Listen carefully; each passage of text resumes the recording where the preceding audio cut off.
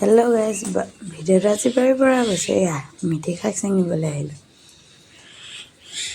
যিহেতু বাৰীত মিঠি শাক অলপ কৰা হৈছিলে, তাকে ছিঙিবলৈ আহিলোঁ। মিঠি শাক আৰু কিবা কিবি ছিঙিম। আপোনালোকে মোৰ ভিডিঅ'টো শেষলৈকে চাই থাকিব। এয়া মিঠি ছিঙা হৈয়ে যাব। ইমান ছিঙি ল'লোঁ, হৈ গ'ল। এতিয়া আকৌ এয়া দেখিছেনে মৰিচা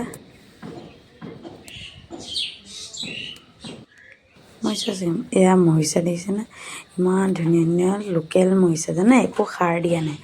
ইমান ৰঙা ৰঙা দেখিছেনে, মৰিচা ছিঙিলোঁ।